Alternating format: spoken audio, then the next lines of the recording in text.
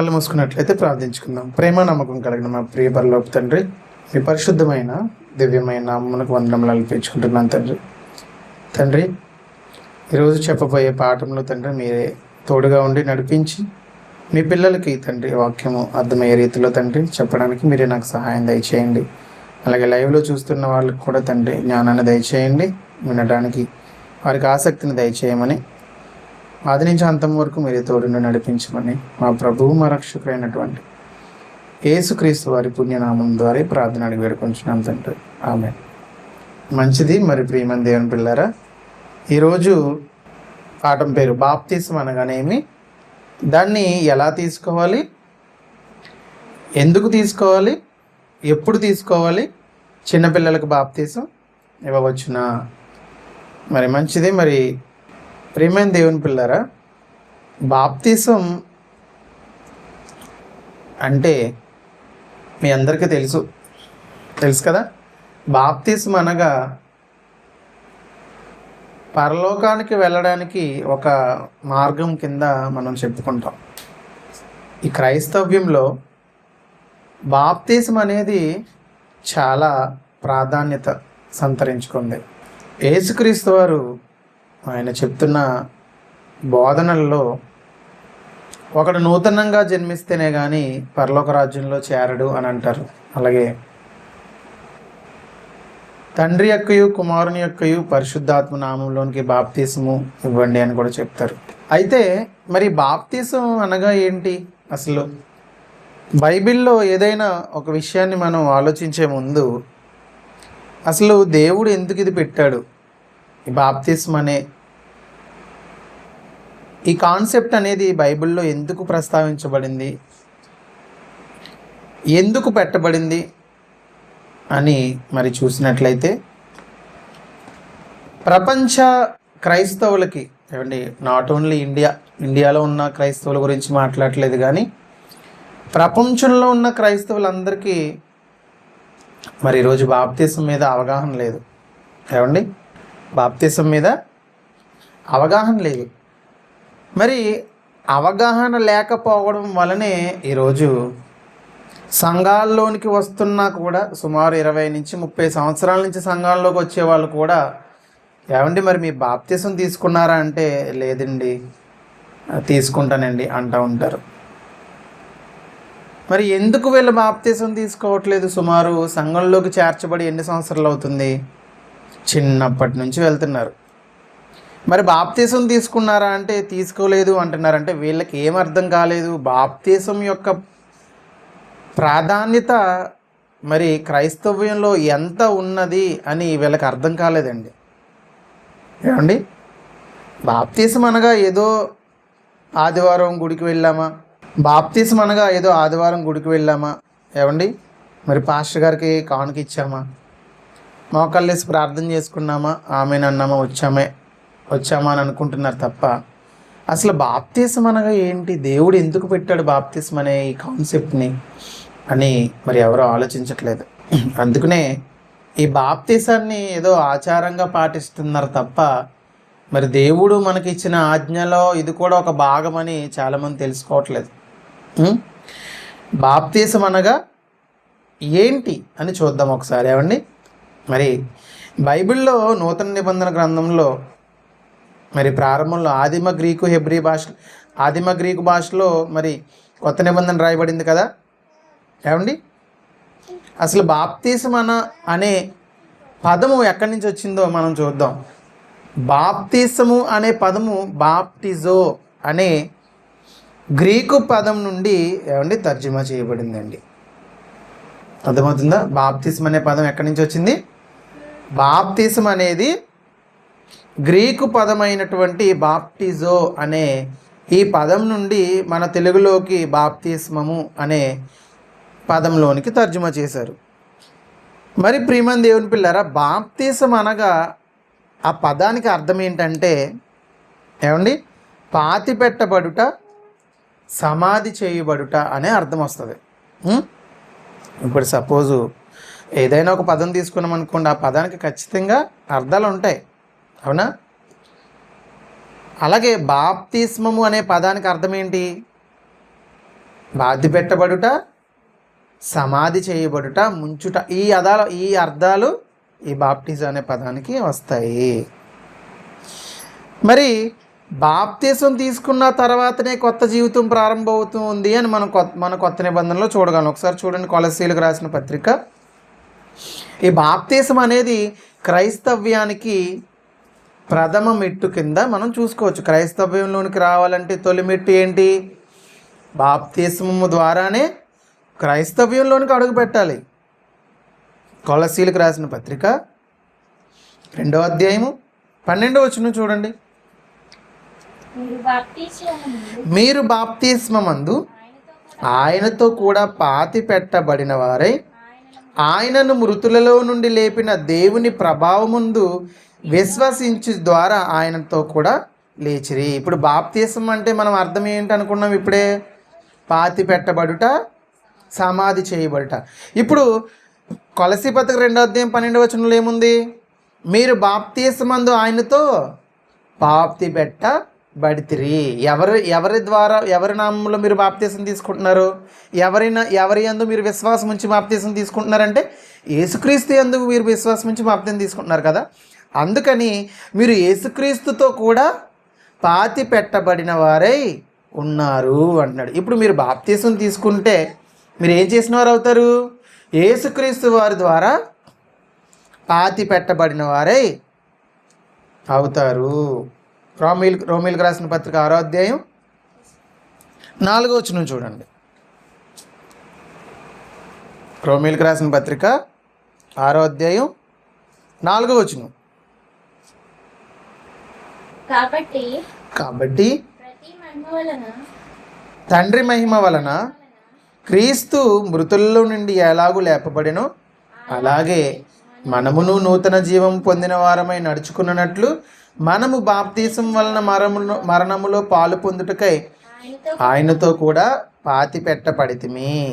మరియు ఆయన మరణము యొక్క సాదృశ్యమందు ఆయనతో ఐక్యము గలవారమైన ఎడల ఆయన పునరుత్థానం యొక్క సాదృశ్యమందును ఆయనతో ఐక్యము గలవారమై ఉందుము. యేసుక్రీస్తులోనికి బాప్తిసం మనం ఎందుకు పొందుతున్నామంటే ఆయన మరణములోనికి మనం కూడా వెళ్ళటానికి మనం బాప్తిసం పొందుతున్నాం. అర్థమైంది? ఇప్పుడు బాప్తిసం అనగా ఏంటి? బాప్తిసం అంటే బాప్టిజో అనే గ్రీకు పదం నుంచి తర్జుమా చేయబడింది. దీనికి పాతి పెట్టబడుట, సమాధి చేయబడుట అనే అర్థము దీనికి వస్తుంది. ఇప్పుడు మనం బాప్తిసం తీసుకోవడం ద్వారా మనం ఎలా మారిపోతున్నాం? యేసుక్రీస్తులోని మరణంలోనికి మనము వెళ్తున్నాము. తద్వారా లేస్తున్నప్పుడు ఎలా అవుతున్నాం? ఆయన మరణం యొక్క పునరుత్థానం యొక్క సాదృశ్యమందును మనము మారుతున్నాము అంటున్నారు. ఏమండి? బాప్తిసం ఇప్పుడు బయట చూడండి, సమాధి కార్యక్రమం ఎలా చేస్తారు? సమాధి కార్యక్రమం ఎలా చేస్తారు? పెట్టులో పెట్టి పాతి పెడతారు కదండి మట్టిలో. అలాగే చనిపోయిన ఈ శరీరం ఎలాగైతే చనిపోయిన తర్వాత సమాధిలోనికి పాతి పెట్టబడుతుందో మట్టిలో, అలాగే మీ పాత జీవితాన్ని నీటిలోనికి మీరు సమాధి చెయ్యాలి. ఎలా చెయ్యాలి? బాప్తిసం ద్వారా చెయ్యాలి. అర్థమవుతుందా? బాప్తిసం ఎందుకు తీసుకుంటున్నాము? ఇప్పుడు మనం ఎలాగైతే చనిపోయిన శవాన్ని మట్టిలోనికి పాతి పెడతామో అలాగే పాత జీవితాన్ని బాప్తిసం అనే ద్వారా నీటిలోనికి సమాధి చేసి యేసుక్రీస్తు వారి మరణము ద్వారా పునరుత్థానమందు ఎలాగైతే లేస్తారో అలాగే మనం నీటిలో నుంచి పైకి నూతన జీవితంతో మనం లెగాలి. ఇప్పుడు నీటిలోనికి పాత జీవితాన్ని పాతి పెట్టేసిన తర్వాత మీరు ఏం చేస్తారు? నూతన జీవితంలోనికి అడుగు పెడతారు. అర్థమైంది? బాప్తిసం అనగా ఏంటి? బాప్తిజం అనగా బాప్టిజో అనే పదం నుండి బాప్తిసం అనే పదం తర్జుమా చేయబడింది. బాప్తిసం అనే పదానికి అర్థం ఏంటి? సమాధి చేయబడుట, పాతి పెట్టబడుట. కాబట్టి పాఠం రాసేవాళ్ళు, పరీక్ష రాసేవాళ్ళు ఇలా సిద్ధపడాలి. బాప్తిసం అనగానే ఏంటి అని రాయాలి. కొలస్సీ పత్రిక 2వ అధ్యాయం 12వ వచనం రాయాలి. అలాగే వీలైతే ఆ రోమీలకు రాసిన పత్రిక 6వ అధ్యాయం 12వ వచనం కూడా, 6వ అధ్యాయం 4వ వచనం కూడా రాయాలి. ఇప్పుడు తర్వాత బాప్తిసం ఎందుకు తీసుకోవాలి? ఏమండి, బాప్తీసం ఎందుకు తీసుకోవాలి? బాప్తీసం ఎందుకు తీసుకోవాలి? చాలా మంది బాప్తీసం ఎందుకు తీసుకుంటారు? ఒక ఉదాహరణ చెప్పండి. పెళ్ళికి తీసుకుంటారు. ఇంకా ఇంకా కొంతమంది పుట్టినప్పుడు తీసుకుంటారు.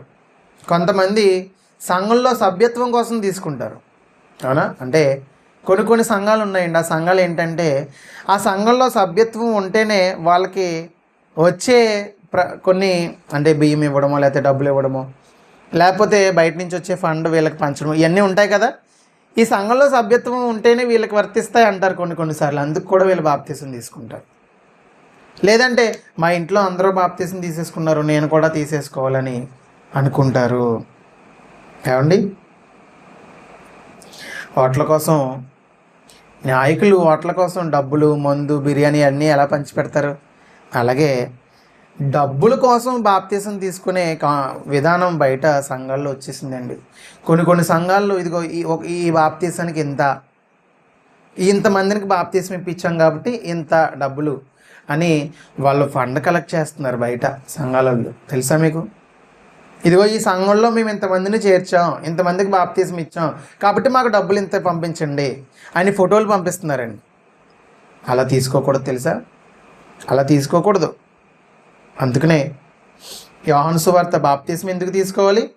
యోహాను సువార్త 3వ అధ్యాయం 3వ వచనం చూడండి.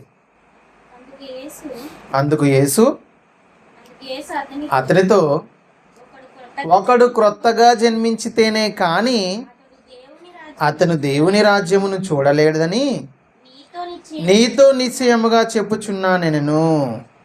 అయితే ఏం చేయాలంట? ఒకడు క్రొత్తగా జన్మించాలి.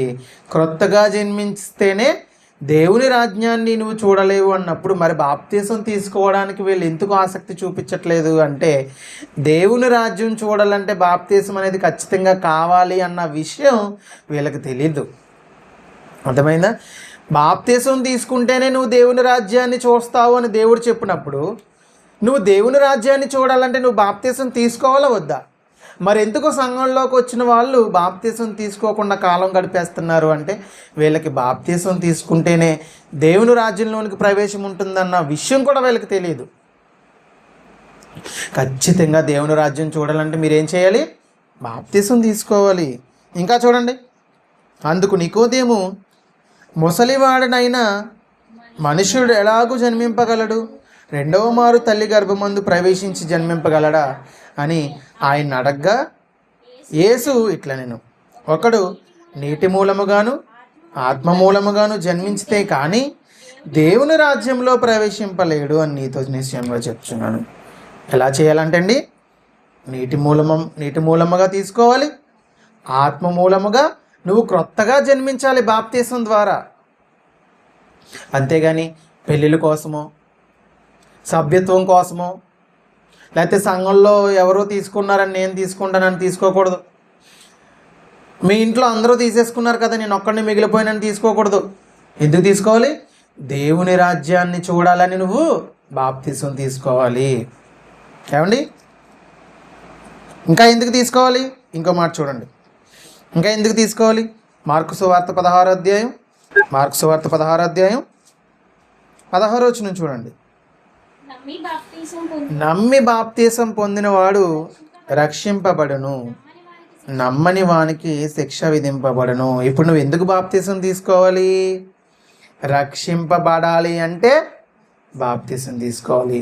రక్షింపబడాల్సిన అవసరం నాకు లేదు అంటే నువ్వు బాప్తీసం తీసుకోవాల్సిన అవసరం కూడా లేదు. అర్థమైందండి?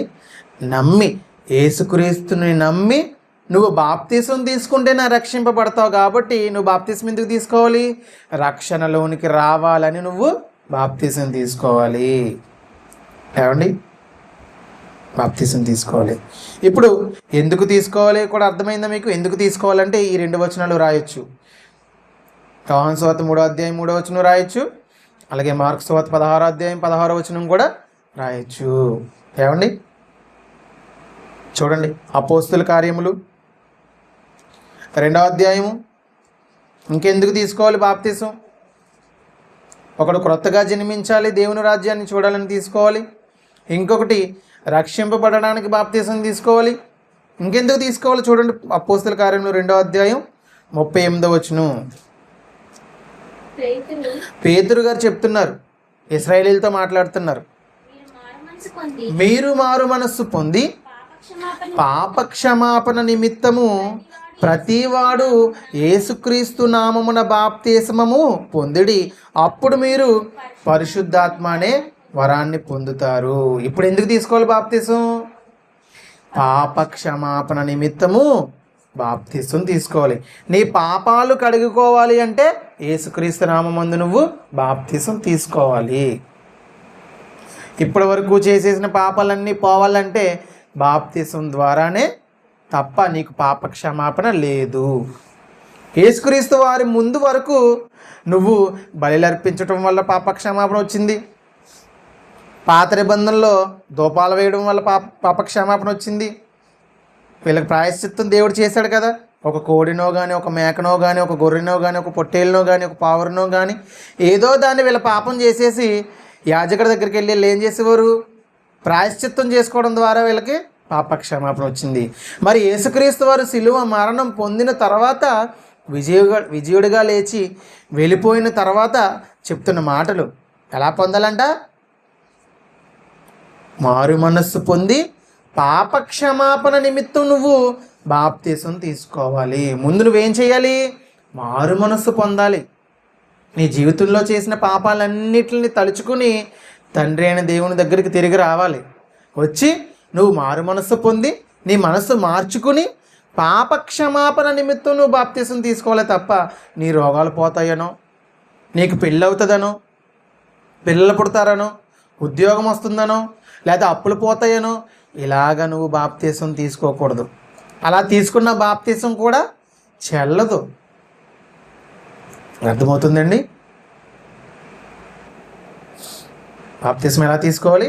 మారు మనస్సు పొంది పాప క్షమాపణ నిమిత్తం నువ్వు బాప్తీసం తీసుకోవాలి. అర్థమైందండి? ఎందుకు తీసుకోవాలంట? బాప్తీసం అనేది పాప క్షమాపణ నిమిత్తము తీసుకోవాలి.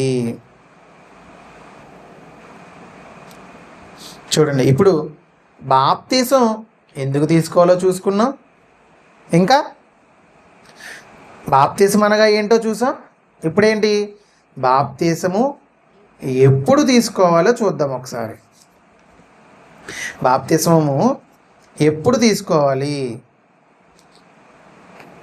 చాలామంది బాప్తీసం ఎప్పుడు తీసుకుంటారు చెప్పండి? సంఘాల వాళ్ళు బాప్తీసం ఎప్పుడు తీసుకుంటారు? కొంతమంది ఈస్టర్గా తీసుకుంటూ ఉంటారు, అవునా? కొంతమంది జనవరి 1కి తీసుకుంటూ ఉంటారు. కొంతమంది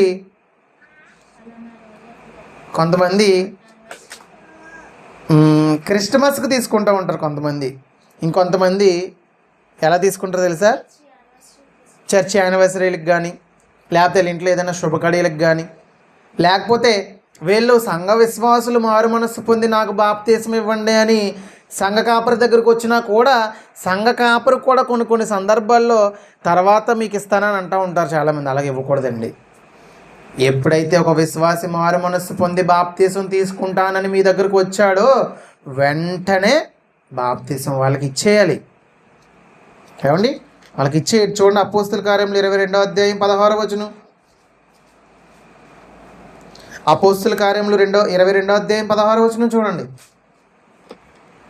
గనుక నీవు తడవు చేయుట ఎందుకు? లేచి ఆయన నామమును బట్టి ప్రార్థన చేసి బాప్తీసం పొంది నీ పాపములను కడిగి వేసుకొనమని చెప్పాను. కాబట్టి బాప్తీసం ఎప్పుడు తీసుకోవాలి?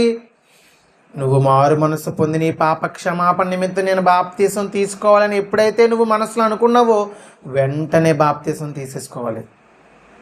ఒకవేళ నువ్వు బాప్తీసం తీసుకోకుండా కానీ నువ్వు మరణించావా, ఖచ్చితంగా నువ్వు నరకానికి వెళ్ళిపోతావు. క్రొత్త నిబంధనలో యేసుక్రీస్తు వారు చనిపోయిన తర్వాత పెట్టబడిన ప్రాముఖ్యమైన ఆజ్ఞ ఇది. ప్రతి క్రైస్తవుడు, ప్రతి విశ్వాసి యేసుక్రీస్తు నామమందు మారు మనస్సు పొంది పాప క్షమాపణ నిమిత్తం ప్రతి ఒక్కడు రక్షింపబడాలి అంటే బాప్తిసం తీసుకోవాలి.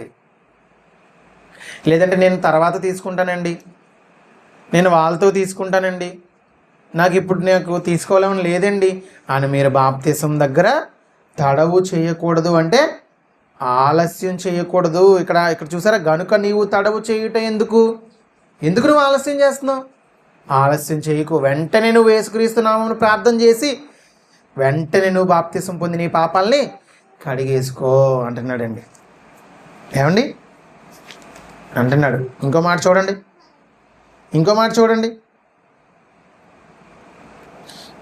ఏమండి ఇంకొక ఉదాహరణ. కొంతమంది చాలామంది ఏమండి మేము బాప్తిసం తీసుకుంటామని ఎవరైనా సంఘ కాపరి దగ్గరికి వెళ్తే వాళ్ళు ఏమంటారు తెలుసా? మేము నిన్ను కొంతకాలం కనిపెట్టి అప్పుడు బాప్తిసం ఇస్తా అంటారు. ఏమండి సంఘ కాపరిని కనిపెట్టమన్నాడా? నిన్ను కనిపెట్టుకోమన్నాడా? సంఘ కాపరిని పరీక్షించమనలేదు, తన్ను తానే పరీక్షించుకోమన్నాడు. నువ్వు విశ్వాసని నువ్వు కనిపెట్టాల్సిన అవసరం లేదు. ఎందుకంటే ప్రతివాడు తన్ను తాను పరీక్షించుకోవాలి. నువ్వు కాయాలి సంఘాన్ని. ఎలాగా? అతను సన్మార్గంలో వెళ్తున్నాడా? ఒకవేళ వెళ్ళట్లేదు అనుకో, నీ వాక్యం ద్వారా గద్దించి అతన్ని మార్చు. అంతేగాని నువ్వు అతన్ని పరీక్షించి అతను బాప్తిసం అడిగినప్పుడు నేను నీకు ఎప్పుడే ఇవ్వను, నేను కొంతకాలం కనిపెట్టిన తర్వాత, లేకపోతే సంఘం అంతటి యందు నువ్వు ఎప్పుడైతే నీతిగా న్యాయంగా నడుచుకుంటావో అప్పుడే బాప్తిసం ఇస్తాను అని గట్ట నువ్వు అనకూడదు. ఎప్పుడైతే ఒక పాపి మారు మనస్సు పొంది బాప్తిసం దగ్గరకు వచ్చాడో ఆ క్షణమే అతను రక్షింపబడినట్టు. నువ్వు రక్షింపబడిన వ్యక్తిని నువ్వు ఎక్కడ తీసుకురావాలి? రక్షణలోనికి బాప్తిసం ద్వారా ఒక మెట్టు ఎక్కించాలి. ఒక మెట్టు ఎక్కించిన తర్వాత 99 మెట్లు ఎక్కడం అతని పని. ఇంకా నువ్వు ఒక మెట్టు ఎక్కించావా బాప్తిసం ద్వారా, 99 ఎవరు ఎక్కాలి? అతను ఎక్కాలి. బాప్తిసం తీసుకున్న వ్యక్తి 99 మెట్లు ఎక్కి అంతం వరకు సహిస్తేనే అతను రక్షింపబడతాడు. అపోస్తుల కార్యములు 16వ అధ్యాయము 25వ వచనం చూడండి. అయితే మధ్యరాత్రి వేళ పౌలు శీలయు దేవునికి ప్రార్థించుచు కీర్తనలు పాడుచు ఖైదీలు వినుచుండిరి. వీళ్ళ కీర్తనలు పాడుచున్నారంట. ఎప్పుడంట? మధ్యరాత్రి. అది సాయంత్రము కాదు, తెల్లవారుజామున కాదు, పగలు కాదు. ఎప్పుడు మధ్యరాత్రి? మధ్యరాత్రి అంటే మనం ఎప్పుడు అంటామండి? 11, 12, 1 గంట, 2, 3 ఇది మధ్యరాత్రి అంటూ ఉంటాం కదా. ఈ మధ్యరాత్రిలో వీళ్ళు ఏం చేస్తున్నారంట? పౌలు శీలయు చెరసాల్లో బంధింపబడ్డారు కదా. ఆ మధ్యరాత్రి వీళ్ళ కీర్తనలు పాడుచుండిరి, ఖైదీలు వినుచుండిరి. రాత్రి ఆ గడియలోనే అతని ఇంటి వారందరూ బాప్తిస్మము పొందిరి. ఏమండి బాప్తిస్మం ఎప్పుడు పొందారంట? మధ్యరాత్రి పొందారా? అర్ధరాత్రి బాప్తిసం పొందారా? మధ్యరాత్రి పౌలు శీలయు అతనికి అతని ఇంటి వారందరికీ మధ్యరాత్రి బాప్తిసం ఇచ్చేసాడండి. ఎందుకు మధ్యరాత్రి బాప్తిసం ఇవ్వాలి? ఒకవేళ చచ్చిపోతే వీళ్ళు బాప్తిసం తీసుకోకుండా ఎక్కడికి వెళ్ళిపోతారు? పాతాళానికి వెళ్ళిపోతారు. అందుకనే మధ్యరాత్రే తీసుకున్నాడంటే మీకు భయం వేయట్లేదా? ఖచ్చితంగా భయపడాలి. బాప్తిసం తీసుకోకుండా నువ్వు ఇంకా బ్రతికి ఉన్నావంటే దేవుడు నీకు ఇచ్చిన అవకాశం. ఎప్పుడు ఆత్మ ఈ శరీరంలోంచి బయటకు వెళ్ళిపోతుందో తెలీదు. ఎందుకు పౌలు శీలయు వాళ్ళకి మధ్యరాత్రి బాప్తిసం ఇవ్వాల్సినంత అవసరం ఏంటి? వాళ్ళకి వాక్యం ఎప్పుడైతే అర్థమైందో, ఎప్పుడైతే నీకు మారు మనసు వచ్చేసిందో అప్పుడే నువ్వు బాప్తిసం తీసేసుకోవాలి. అది అర్ధరాత్ర, మధ్యరాత్ర, పగల, రాత్ర, సాయంకాలమా, లేకపోతే శుక్రవారమా, ఈస్టరా, క్రిస్టమస్, అది కాదు ముఖ్యం. నువ్వు ఎప్పుడైతే మారు మనసు పొందావో అప్పుడే నువ్వు బాప్తిసం తీసేసుకోవాలి. తన కుటుంబము తను మొత్తం సహా అందరూ కలిపి అర్ధరాత్రే బాప్తిసం తీసేసుకున్నారండి. బాప్తిసం అనేది నువ్వు ఎప్పుడైతే మారు మనసు పొందావో అప్పుడే వెంటనే నువ్వు బాప్తిసం తీసేసుకోవాలి. ఏమండి ఎప్పుడు తీసుకోవాలంటే బాప్తిసం వెంటనే, తడువు చేయకూడదు. అందుకనే అపోస్తుల కార్యాలు 2వ అధ్యాయంలో ఉంటుంది చూసారా. అపోస్తుల కార్యములు 22వ అధ్యాయం 16వ వచనంలో, కనుక మీరు తడవు చేయటం ఎందుకు అని అంటాడు. మీరు ఎందుకు ఆలస్యం చేస్తున్నారు? మీరు ఆలస్యం చేసే కొలది అదేమవుతుంది? విషంగా మారిపోతుంది, అనర్థానికి దారి తీసేస్తుంది. మీరు ఆలస్యం చేసే కొలది ఒకవేళ మీ గడియ వచ్చేస్తే, మీరు చనిపోతే, దేవుడు మీకు ఇచ్చిన అవకాశాన్ని పోగొట్టుకుంటే ఏంటి పరిస్థితి? అందుకనే బాప్తీసం తీసుకోండి అని మొత్తుకుంటున్నాం. అందుకనే ఏమండి, ఎప్పుడు తీసుకోవాలంట? మారు మనసు పొందిన వెంటనే. నీకు వాక్యం అర్థమైపోయిందా? యేసుక్రీస్తు వారు అంటే ఏంటో తెలిసిపోయిందా? తండ్రి అయిన దేవుడు అంటే ఏంటో తెలిసిపోయిందా? యేసుక్రీస్తు వారు మన కోసం సిలువలో మరణం పొంది, ఆయన మన కొరకు శ్రమించి కష్టపడి చనిపోయి 3 రోజులు సమాధిలో ఉంచబడి 3వ రోజు మరి ఆయన విజయుడిగా మరి తిరిగి లేచాడే. ఇవన్నీ నీకు అర్థమైపోయినాయి. యేసుక్రీస్తు వారి సమాధి, మరణ, పునరుత్థానం నీకు తెలిసిపోయింది కదా. మనం ఏం చేయాలి? బాప్తీసం తీసుకోవాలి. బాప్తీసం తీసుకోవాలండి. బాప్తీసం తీసుకోవాలి. ఇప్పుడు ఎలా తీసుకోవాలో చూద్దాం. ఏమండి, బాప్తీసం ఎలా తీసుకోవాలో చూద్దాం. ఒకసారి చూడండి, బాప్తీసం ఎలా తీసుకోవాలి. కొంతమంది బాప్తీసం ఎలా తీసుకుంటారంటే, ఏమండి, చాలామంది సంఘంలో బాప్తీసం ఎలా తీసుకోవాలో చాలామందికి ఇది పెద్ద ప్రశ్న. కొంతమంది ఏమో చిలకరింపు బాప్తీసం అంటారు, కొంతమంది ముంచుడు బాప్తీసం అంటారు, కొంతమంది ఇత్తడి పాత్రల బాప్తీసం అంటారు, ఇంకొంతమంది జెండా కింద వెళ్ళే బాప్తీసం అంటారు. ఏమండి, బాప్తీసం ఇన్ని రకాలా? ఎక్కడైనా బాప్తీసం ఇన్ని రకాలని ఉందా? చెప్పండి. బాప్తీసం ఒక్కటే అన్నాడా? బాప్తీసం చాలా రకాలు అన్నాడా? ఎఫెసీయులకు రాసిన పత్రిక 4వ అధ్యాయం 5వ వచనం చూడండి. ఎఫెసీయులకు రాసిన పత్రిక 4వ అధ్యాయం 5వ వచనం. ప్రభు ఒక్కడే, విశ్వాసం ఒక్కటే, బాప్తీసం ఒక్కటే. బాప్తీసం అనేది ఒక్కటే. మరి ఆ ఒక్కటే ఏంటి? అది చిలకరింపు బాప్తీసమా? ముంచుడు బాప్తీసమా? ఇత్తడి పాత్రల బాప్తీసమా? జెండా కింద నుంచి వెళ్ళే బాప్తీసమా? బాప్తీసం ఎలా తీసుకోవాలి? ఆ ఒక్కటే అని చెప్పిన బాప్తీసం ఏంటి అని మనం చూడాలి. అసలు మనం యేసుక్రీస్తు వారు బాప్తీసం తీసుకోమన్నారు, ఎలా తీసుకోవాలి అని కూడా బైబిల్లో చెప్పాడు. మన పితరులు మరి కొత్త నిబంధనలో ఉన్న కొంతమంది బాప్తీసం ఎలా తీసుకున్నారో మనకు తెలిస్తే మనం కూడా ఎలా తీసుకోవాలో మనకు అర్థమవుతుంది. ఏమండి, అసలు బాప్తీసం ఎలా తీసుకున్నారో చూడండి. కొంతమంది ఏమో చిన్నప్పుడే బాప్తీసం ఇవ్వాలంటారు, కొంతమంది పెద్దయ్యాక బాప్తీసం ఇవ్వాలంటారు, కొంతమంది నెత్తిపై నీళ్ళు వేసుకుంటే బాప్తీసం అంటారు. మరి ఇవన్నీ కరెక్టేనా? ఏమండి, ఇవన్నీ కరెక్టేనా? మానవులు కల్పించిన పద్ధతుల ద్వారా మనం వెళ్ళకూడదు. బైబిల్లో ఏది ఉందో అది మనం తెలుసుకోవాలి. బైబిల్లో జెండా కింద నుంచి వెళ్ళిపోతే బాప్తీసం ఉందా? ఇత్తడి పాత్రల బాప్తీసం తీసుకుంటే బాప్తీసం ఉందా? చిలకరింపు బాప్తీసం పొందితే మనం బాప్తీసం ఎక్కడైనా క్రొత్త నిబంధనలో ఎక్కడైనా చిలకరింపు బాప్తీసం తీసుకోవాలి అని ఎక్కడైనా ఉందండి? మరి ఎందుకు ఇప్పుడున్న పెద్ద పెద్ద సంఘాలు ఈ చిలకరింపు బాప్తీసాన్ని ఫాలో అవుతున్నాయి అంటే మానవులు కల్పించిన పద్ధతులు ఇవి. దైవోపదేశాల కింద వెళ్ళో బోధిస్తున్నారు. ఏమండి, కొంతమందిని బైబిల్లో బాప్తీసం కొంతమంది ఎలా తీసుకున్నారో మనం చూద్దామండి. ఏమండి, యోహాను సువార్త 3వ అధ్యాయము 23వ వచనం చూడండి. యోహాను సువార్త 3వ అధ్యాయం 23వ వచనం. బాప్తీసం ఎలా తీసుకోవాలో చూద్దాం. సలీము దగ్గరనున్న ఐనోనను స్థలమున నీళ్లు విస్తారముగా ఉండెను గనుక యోహాను కూడా అక్కడ బాప్తీసం ఇచ్చుచుండెను. ఇప్పుడు బాప్తీసం తీసుకోవాలంటే నీకేమవ్వాలి? నీళ్లు ఎంత ఉండాలి? ఒక శరీరం ముంచబడాలి అంటే ఎంత నీళ్లు అవసరమో అంత ఉండాలి. ఇప్పుడు చిలకరింపు బాప్తీసం ద్వారా నీ శరీరం మొత్తం నీటిలో ములుగుతుందా? ములగట్లేదు. ఇప్పుడు జెండా కింద నుంచి బాప్తీసం తీసేయండి. ఎందుకంటే ఒకడు నీటి మూలముగా, ఒకడు ఆత్మ మూలముగానే మారాలి తప్ప జెండా కిందనో ఇత్తడి పాత్రల ద్వారానో మారాల్సిన అవసరం లేదు. ఇప్పుడు మీకు ప్రాముఖ్యంగా 2 బాప్తీసాలే మీకు కన్ఫ్యూజన్గా ఉన్నాయి. ఏంటి? ఒకటి చిలకరింపు బాప్తీసం, 2 ముంచుడు బాప్తీసం, ఇంకొకటి నెత్తి మీద నుంచి పోసుకునే బాప్తీసం. ఈ 3 బాప్తీసాల్లో ఏది కరెక్టో మీకు తెలియాలంటే యోహాను సువార్త 3:23 ఉంది కదా, నీళ్లు విస్తారముగా ఉండే స్థలమున యోహాను కూడా బాప్తీసం ఇస్తున్నాడంట. అర్థమైందండి? యోహాను కూడా బాప్తీసం ఇస్తున్నారంట. ఇప్పుడు బైబిల్లో బాప్తీసము అనే పదాన్ని ఒక వ్యక్తికి తండ్రి అయిన దేవుడు ఇచ్చాడండి. ఏమండి? బాప్తీసం అనే పదాన్ని తండ్రి అయిన దేవుడు ఒక వ్యక్తికి ఇచ్చేశాడు. ఆయన ఎవరు? ఆయన ఎవరండి?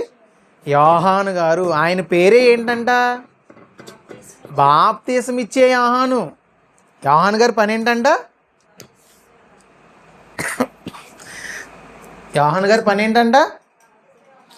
ఆయన పేరే బాప్తీసం ఇచ్చే యోహాను. అయితే ఈ బాప్తీసం ఇచ్చే యోహాను గారే బాప్తీసం ప్రారంభించాడు. యేసుక్రీస్తు వారు రాకముందు నుంచి ఈయన బాప్తీసాలు ఇస్తున్నాడు కదా. మరి మనం బాప్తీసం తీసుకోవాలంటే అసలు బైబిల్లో బాప్తీసాలు ఎవరు ఎలా ఇచ్చారో తెలుసుకుంటేనే మనకు కూడా మనం ఎలా తీసుకోవాలో మనకు అర్థమవుతుంది. ఇప్పుడు యోహాను గారు ఎక్కడ ఇస్తున్నారంట? విస్తారముగా నీళ్లు ఉన్న చోట ఇస్తున్నాడు. మరి మనం ఎక్కడ తీసుకోవాలి? నీళ్ళు ఎక్కడైతే విస్తారంగా ఉన్నాయో అక్కడ బాప్తీసం తీసుకోవాలి. అర్థమైందా? ఇంకో సందర్భం చూద్దాం. చూడండి. అపోస్తుల కార్యములు 8వ అధ్యాయము 36వ వచనం నుంచి 38వ వచనం వరకు చూడండి. 8వ అధ్యాయము 36వ వచనం నుంచి 38వ వచనం వరకు. వారు త్రోవలో వెళ్ళుచుండగా ఎవరంటే వాళ్ళు ఫిలిప్పు, నపుంసకుడు. వీరిద్దరూ ఫిలిప్పు ఏమండి యెరూషలేము దేవాలయానికి దేవుణ్ణి ఆరాధించడానికి రథం మీద వస్తాడు. ఈ రథం మీద వచ్చే క్రమంలో ఫిలిప్పు గారిని దేవుడు నపుంసకుడి దగ్గరికి పంపిస్తాడండి. ఆయన యెషయా గ్రంథం చదువుతుంటే ఆ యెషయా గ్రంథం చదువుతున్నప్పుడు ఆయనకు అర్థం అవ్వకపోతే ఫిలిప్పు గారు దాన్ని ఏం చేస్తాడు? ఆయనకి వివరిస్తాడు. వివరించినప్పుడు యేసుక్రీస్తు వారికి సంబంధించిన వచనాన్ని అతను వివరిస్తాడు కదా. అప్పుడు మరి ఈ నపుంసకుడికి వాక్యం అర్థమైపోతుందండి. వాక్యం అర్థమైపోయిన తర్వాత వెంటనే మారుమనసు పొంది పాపక్షమాపణ నిమిత్తం అతను బాప్తీసం తీసుకోవడానికి సిద్ధపడిపోతాడు. అప్పుడు జరుగుతున్న సందర్భం అండి ఇది. అపోస్తుల కార్యాలు 8వ అధ్యాయం 36వ వచనం ఇప్పుడు చదవండి. వారు త్రోవలో వెళ్ళుచుండగా నీళ్లు ఉన్న ఒక చోటికి వచ్చినప్పుడు నపుంసకుడు, ఇదిగో నీళ్లు, నాకు బాప్తీసము ఇచ్చుటకు ఆటంకం ఏంటి అని అడిగి రథము నిలుపమని ఆజ్ఞాపించాను. ఏమండి? వీళ్ళు కూడా ఎక్కడ ఆగారంట? ఇప్పుడు త్రోవలో వెళ్తున్నారండి. త్రోవలో వెళ్తున్నప్పుడు అయ్యగో నీళ్ళు అని మనం ఎప్పుడు అంటాం? ఒక చెరువు కానీ, ఒక కాలువ కానీ, ఒక నది కానీ, ఒక సముద్రం కానీ ఏదైనా కనిపిస్తే అప్పుడు అంటాం మనం అయ్యగో నీళ్ళు అయ్యగో అని. వీళ్ళు ఆ కిందకి చదువుకెళ్ళండి. ఫిలిప్పు పూర్ణ హృదయంతో విశ్వసించిన ఎడల అతడును యేసుక్రీస్తు దేవుని కుమారుడని విశ్వాసముంచెను. విశ్వాసముంచి చదవండి. ఫిలిప్పు నపుంసకుడు అదిగోండి ఇద్దరు ఎక్కడ దిగారంట? ఎక్కడ దిగారు? నీళ్ళల్లోనికి దిగారు. ఇప్పుడు నువ్వు బాప్తీసం తీసుకోవాలంటే ఎక్కడ దిగాలి? నీళ్ళలోనికి దిగాలి. నీళ్ళలోనికి దిగితేనే నువ్వు బాప్తీసం తీసుకోగలవు. ఎందుకు? శరీరం మొత్తం ములుగుతుంది కాబట్టి. చిలకరింపు బాప్తీసం ద్వారా నువ్వు నీటిలోకి దిగుతావా? తల మీద నుంచి ముంచుకుంటే నువ్వు నీటిలోకి దిగుతావా? లేవో. బాప్తీసం తీసుకోవాలంటే నీకేం కావాలి? నీళ్ళు విస్తారంగా ఉండాలి. ఆ విస్తారంగా ఉన్న నీటిలోనికి నువ్వు దిగాలి. నువ్వు దిగి అప్పుడు బాప్తీసం తీసుకోవాలి. అదండి. ఇప్పుడు ఎందుకు తీసుకోవాలి? యేసుక్రీస్తు నామమందు పాపక్షమాపణ నిమిత్తం బాప్తీసం తీసుకోవాలి. నువ్వు రక్షింపబడ్డానికి బాప్తీసం తీసుకోవాలి. ఇంకా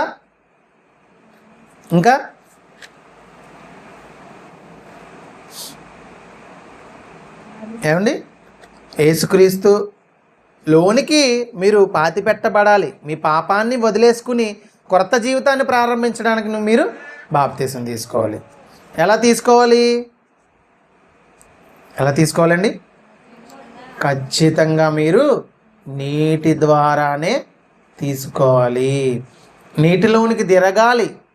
ఎలాగైతే శవం పూర్తిగా మట్టిలోనికి పాతి పెట్టబడుతుందో అలాగే మీ శరీరం మొత్తం నీటిలోనికి పాతి పెట్టబడి యేసుక్రీస్తు వారి పునరుత్థానానికి సాదృశ్యంగా మీరు క్రొత్త జీవితాన్ని నీటిలో నుంచి ప్రారంభించాలి. అర్థమైందండి? ఒకవేళ మీరు అలాగ కానీ చేయలేదు అనుకోండి, మీరు తీసుకునే బాప్తీసం చెల్లదు. అర్థమైందండి? ఎలా తీసుకోవాలో తెలిసింది, ఎందుకు తీసుకోవాలో తెలిసింది, ఎప్పుడు తీసుకోవాలో తెలిసింది. ఎప్పుడు తీసుకోవాలి? మీరు యేసుక్రీస్తు వారి నామమందు ఎప్పుడైతే మీరు విశ్వసిస్తారో, యేసుక్రీస్తు తండ్రి అయిన దేవుని కుమారుడని, ఆయనే మన రక్షకుడని ఎప్పుడైతే మీరు విశ్వసిస్తారో అప్పుడే మీరు వెంటనే బాప్తీసం తీసుకోవాలి. అది మధ్యరాత్రి, ఉదయమా, సాయంత్రమా, అర్ధరాత్రి అవన్నీ మీరు పట్టించుకోకూడదు. ఇంకా మీరు మారు మనస్సు పొందిన వెంటనే బాప్తీసం తీసుకోవాలి. ఏమండి? ఇప్పుడు మీకు ఒక విషయం కావాలి. కొన్ని సంఘాలు చిన్నపిల్లలకు కూడా బాప్తీసం ఇస్తున్నారండి. ఏమండి? కొన్ని సంఘాలు చిన్నపిల్లలకు కూడా బాప్తీసం ఇస్తున్నారు. ఇప్పటి వరకు మీరు విన్న పాఠం ద్వారా చిన్నపిల్లలకు బాప్తీసం అవసరమా? ఎలాగ అవసరం లేదు? మారు మనస్సు అంటే చిన్నపిల్లోడికి తెలీదు. అసలు పాపం అంటే ఏంటో తెలీదు. ఏమండి? చిన్నపిల్లల గురించి ఒక సందర్భం చూద్దాం. మత్తయి సువార్త 18వ అధ్యాయం 3వ వచనం.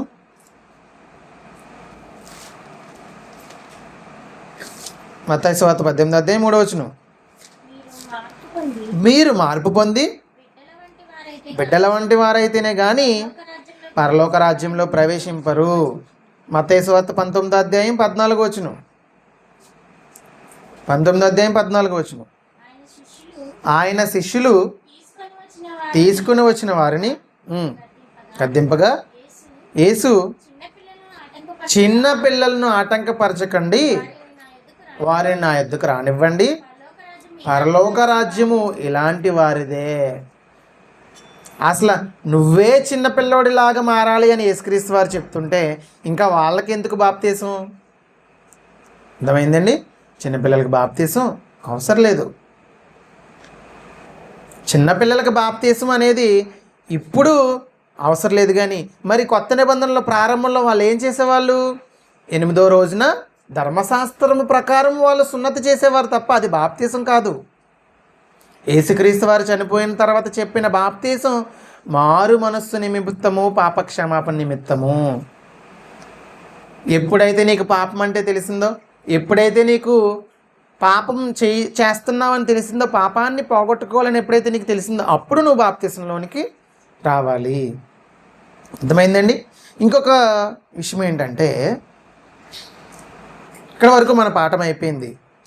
మరి కొంతమంది బాప్తీసం తెలియకుండా తీసేసుకున్న వాళ్ళు ఉంటారు. కొంతమంది మరి పెళ్ళి తీసుకున్న వాళ్ళ బాప్తీసం చల్లదన్నం, ఉద్యోగాల నిమిత్తం తీసుకున్న వాళ్ళ బాప్తీసం చల్లదన్నం, ఇంకా సంఘంలో సభ్యత్వం కోసం తీసుకునే బాప్తీసం చల్లదన్నం. మరి ఆల్రెడీ ఇప్పుడు బాప్తీసం తీసేసుకుని ఉన్నారు కదా వీళ్ళు. మరి వీళ్ళు మళ్ళీ రెండోసారి తీసుకోవచ్చా బాప్తీసం? తీసుకోవచ్చా అంటే బైబిల్ ప్రకారం తీసుకోవచ్చు. నువ్వు తీసుకునే బాప్తీసం చెల్లదు అని తెలిసిన తర్వాత నువ్వు ఎన్నిసార్లు తీసుకున్నా కూడా నువ్వు ఖచ్చితంగా మళ్ళీ ఏం చేయాలి? బాప్తీసం తీసుకోవాలి. ఆ సందర్భం చూడండి. అపోస్తలుల కార్యములు 19వ అధ్యాయం మొదటి వచనం చూడండి. అపోస్తలుల కార్యములు 19వ అధ్యాయం మొదటి వచనము. అపోల్లో కొరింథీలో ఉన్నప్పుడు జరిగినది ఏమనగా, పౌలు పై ప్రదేశంలో సంచరించి ఎఫెసునకు వచ్చి కొందరు శిష్యులను చూచి, మీరు విశ్వసించినప్పుడు పరిశుద్ధాత్మను పొందితిరా అని వారిని అడుగగా, వారు పరిశుద్ధాత్మ ఉన్నాడన్న సంగతియే మేము వినలేదని చెప్పిరి.